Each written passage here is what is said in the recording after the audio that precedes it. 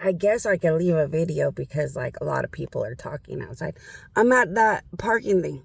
You didn't see my posts?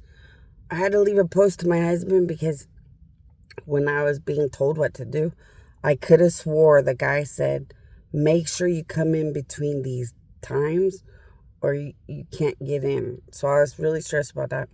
And I could have swore he said, then you just park and then you have to be out by a certain amount in the morning. I don't know. I don't remember the part where you're supposed to put your name when you come in. At the little box. There's a little box or something. And I remember because when they talked to me, there was a little blue box. And apparently that's where you got to check in. And then you park. And then you have to be out by a certain amount in the morning. And I'm just nervous because I'm not good at it. And I'm running around all day. And I just want to make sure I didn't do it wrong. And did it wrong. And like, you're like, oh man, when you don't want to do it right, you always do it right. You know, some people are naturals, even. You know what? I'm the notorious one that gets nervous and my brain just flies out. So I always ask my husbands or something to help me until I get the hang of things. Or I have my armies cater to my spiritual brain and help me if my husbands are busy serving the gods. Because, you know, they're all like... So my family is like the mom and dad family that takes care of the gods. So they get really busy. And then I'll just ask a husband who's not busy or something. But everybody outside is talking, so I could probably go over that. But I forgot what you were talking about. You're asking me a question about something about today. But I forgot what the question was. Well, I did pretty decent in the nighttime, but not really. I wanted to vomit or explode or pop all day. It wasn't very comfortable. But I needed to earn at least a few bucks. So I ran around. So I did that Home Depot thing because I knew that guy was going to be there. And then I ran around. I got some pretty good miracles out. Hit some ambulances right on time and stuff. The hospitals were overwhelmed. So I was flooded with prayers from the doctors about how many people were like, okay, let me backpedal. I'll tell you a couple of those things because that's kind of exciting. It's okay. So there was a doctor that my queen. And this doctor was like, you did this, didn't you? And I was like, well, what did I do? And the doctor said, this person's been in a bed for a very, very long time. In a hospital, always full of like medical tragedy, emergency type reality. And I was like, wow, people could be in the hospital forever. I thought that was like cancer hospitals and I had put my powers in that children's a child's hospital. So I thought, oh, maybe they have cancers. And the doctor was like, well, this is kind of like just a hospital, but a little bit different. And, you know, this guy has been here for a long time. And I thought, oh, well, I'm glad that my powers, helped out or something. And he was like, no, he looks like he's 20 and he went back in time. And those posts when you're talking about those cocoon pools. I was like, all right, that's good. That means his morals, he was a really, really, really good person. Well, congratulations. Way to go. That must have been really exciting. And he was like, no, I need to tell you just one thing. His eyes looked scary. I was kind of scared. I was kind of overwhelmed. And for a while, his eyes looked really scary. And then his eyes kind of calmed down, but they were scary for a little bit, but then calmed down. And I was like, oh.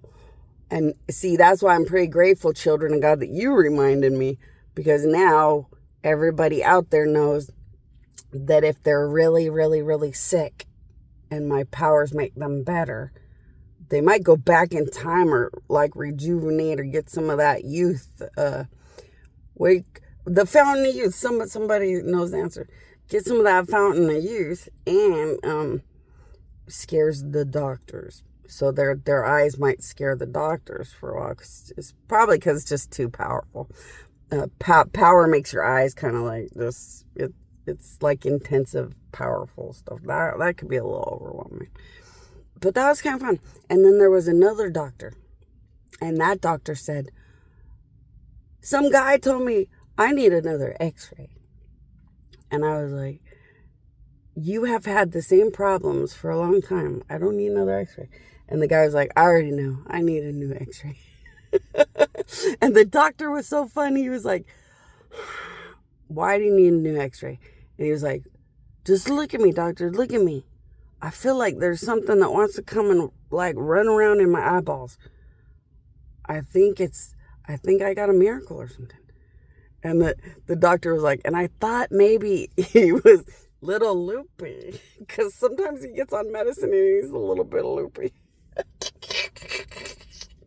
and the doctor was like, so, but I thought, well, the man running around in your eye might be telling you something, but he might not be. Did you take your medications recently? And the guy was like, oh, yeah, I took them like 3 hours ago. And the doctor was like, and I knew like 3 hours is not, he acts loopy, like, maybe 45 minutes after he takes his pills. Then by an hour and a half, he's usually okay. So he knew something was up if he thought there was something running around on his eye. So he checked his eye thinking maybe like a parasite or like something scary, like brand new eye worm or something. He didn't see anything. So he thought, well, I don't really think I need to give you an x-ray, but like, I think you're fine. Well, then the doctor said, I went to check on him kind of in the evening because he was so bizarre that day. And I went in the evening and his eyes were glowing. So I decided, damn straight, he probably needs an x-ray. and the doctor was like, and I needed to notify you, because now I realize how real you are. The x-ray has nothing wrong with him. And I'm having problems releasing him from the hospital. So I'm going to test everything about him. But I swear, I didn't think anything, even God, could take out all the problems he had. Because he's riddled throughout his whole body with stuff. And it was all gone. And I thought, well, I was like, how the hell do you think there's something running around in your eyes? What the heck did my powers do? Or did one of my little kids like feel the power of God and get excited and run around in there? So I thought, well, I'm gonna be nosy about that when he's done. But like I told him, oh, thank you.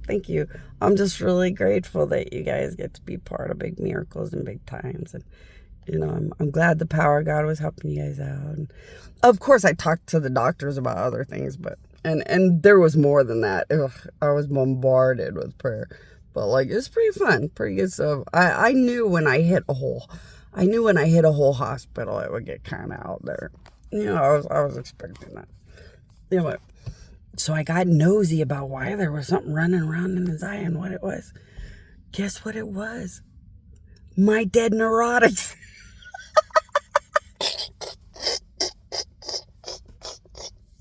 I'm so dead smart.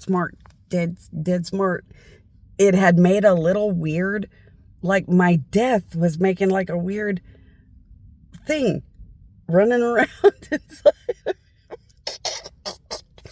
I was like, okay, children of God, we got to figure out how to turn that into something cool and not embarrassing.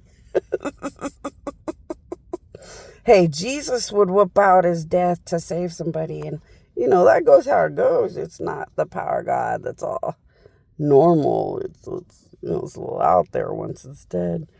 So I mean, I'd grab whatever I got for a better tomorrow for people, but it is what it is. That was weird. And then I thought, well, I'll hang out with the children of God. Maybe we can analyze it. And maybe there's something it could do. I thought maybe a vegetable. Maybe a vegetable. Because it's like dead, weird neurotics that wants to move and move and move. Maybe make it bigger and put it in a vegetable. That could be kind of really cool. And if they don't qualify for the whole miracle, that could still do some fun stuff. So that'll be a pretty good one, I was thinking. But you guys keep me posted. Like, the best part of all this is that we all live through my queen, talking about things like this as everybody gets new powers and stuff. Oh, God. So, this driving around thing is very overwhelming. It's very difficult. And then you got to drive to all these places and you let everybody take pictures of you. And it's kind of big and overwhelming, but fun. And,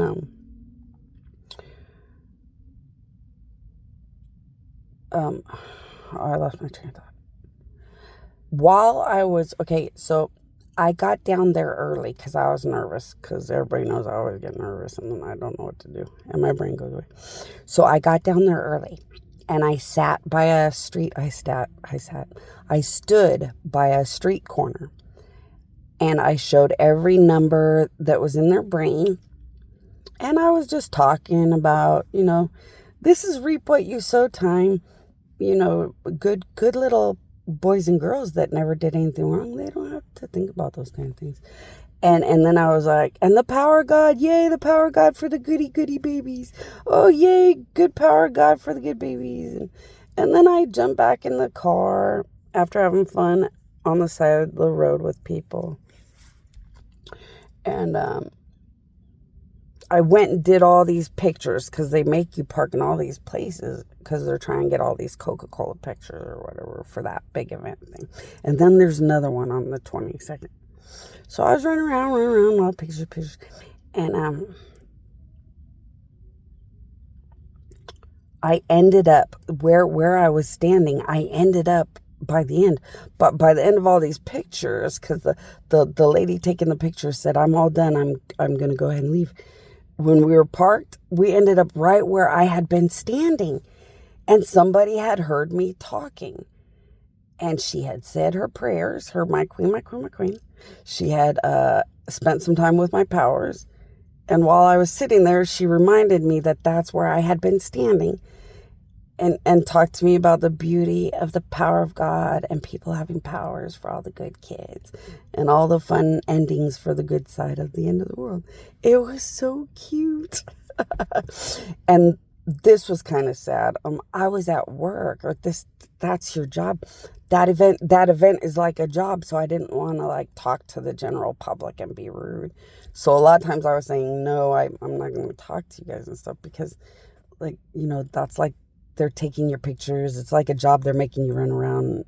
And I didn't know if it's kind of rude to sit and talk to people or be a god when you're supposed to be doing your Coca-Cola so they could take the picture scenes and stuff and be more devoted to that event in that area. So I kept saying no until they're like, you're at work. And I was like, I don't know if it's called work, but I'll just say yes, because I don't know if you can be a god while you're doing something for somebody else. It just seems rude. When I had to, or when they wouldn't let it go, I would try to figure it out. But a lot of times I was like, no. But it was kind of sad, because 5 billion tons of people all around these event areas were actually calling me God, wanting to say hi, wanting to talk about different powers, different options, different things they could become. It was really exciting, fun stuff. I thought, so when I go to sleep, I'm going to visit all of them and rock their world, because I felt really bad that usually I never am treated that good.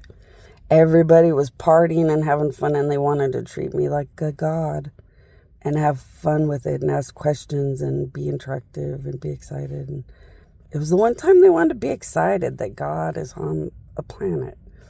Not God the Father or Jesus the Son, but me, the God.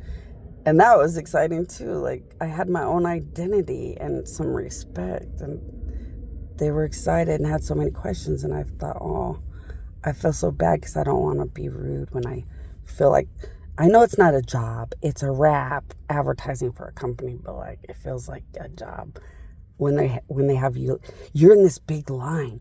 You have to drive car to car and you put your car just right the way they want to take their pictures and stuff. And so I thought, oh goodness gracious. But I'm going to rock their world.